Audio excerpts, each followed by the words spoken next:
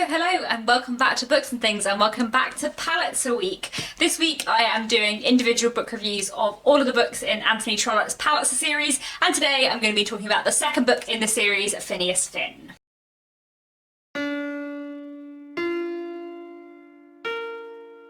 Chapter 1. Phineas Finn proposes to stand for Longshame. Dr. Finn of Killaloe in County Clare was well known in those parts, the confines that is of the counties Clare, Limerick, Tipperary and Galway, as was the bishop himself, who lived in the same town and was as much respected. Many said that the doctor was the richer man of the two, and the practice of his profession was extended over almost as wide a district. So, Phineas Finn is the second book in the Palliser series, and in this we follow a young man called Phineas Finn. Phineas Finn is an Irishman, and he comes to London to train to be a barrister. He's just finished his training to be a barrister at the beginning of the book when someone at his club invites him to stand for Parliament, and he thinks that he'd quite like to be in Parliament because it sounds quite fun and like he'd have a bit of power and that he might enjoy that and it would make people respect him. So he decides to go in for Parliament despite his father's concerns and the concerns of the barrister who has sort of been training him up about the money it might cost him and the difficulties it might put him in, and that perhaps he should wait until he's a little bit older in life because he's really quite a young man. I think he's only about 24 and 25 in this book. But Phineas Finn is determined to go into Parliament, and this book follows Phineas Finn in his parliamentary adventures and efforts to get into Parliament, and also in his relationship with various women. I believe he has 4 romantic interests in this novel, which is quite a lot of romantic interests for anyone to really want. There are a lot of things that I really like about Phineas Finn. One thing I really love about Phineas Finn is less Phineas himself, but the female characters around him. Laura, Violet and Madame Max Goesler are really well done as characters.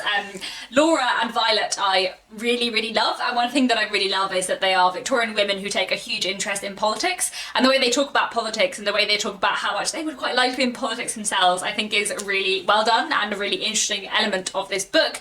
And they're just both fantastic characters. Lady Laura's plotline especially I think is so fantastically done and really interesting. I also think Violet's plotline is very interesting. She quite likes Phineas Finn, but then there's also another young man who is Laura's brother who she has kind of grown up with and feels very strongly for, but also knows that he is not necessarily good news. He is someone who drinks a lot and has no kind of settled aim in life, and who is a little bit eccentric in his way. I think also the way this book looks at politics in the Victorian period, both sort of Parliament and kind of getting into Parliament, but also the way it looks at what was called the Irish question at the time is really interesting. Phineas Finn is Irish, but he is living in London, but also representing a constituency in Ireland. He's also a Roman Catholic, and the way that's examined and the way Phineas feels about Ireland and its position within Britain is really interesting and really well done, and something I would really recommend reading this book for. And I would also say as well the kind of exploration of the difficulties of being in Parliament in the Victorian period, the complexities of it, and the kind of oddness of it I think is really interestingly explored in Phineas Finn. There is a lot that I really like about this book. The one thing I will say is that I would say in Phineas Finn the things I like most about this book are Violet's plotline and Laura's plotline, not necessarily Phineas Finn's plotline. I don't dislike Phineas Finn's plotline that much, and I feel like the way I feel about Phineas Finn's plotline in this book has been slightly marred by the way I feel about Phineas Redu, which is the 4th book in the series, which also follows Phineas. So I feel like I might judge this book slightly unfairly because Phineas Redu is my least favourite book in the series. But Phineas Finn as a character, while I do like him and while I think there is a lot of interesting things about him, and while there are a few things especially that I do quite like about him, the way he is sort of flawed but means well, the fact as well, which I find very interestingly done, that because he's a really good looking man, that kind of helps him get on in life a lot, and that's one of the reasons why he kind of ends up sort of doing well for himself, and one of the reasons why sort of people want to get him into Parliament.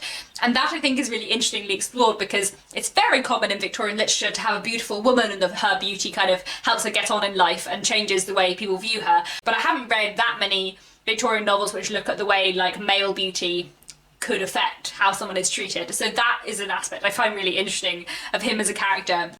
But also, the way Phineas is sometimes torn between principles and power, I think is really well done and really interesting.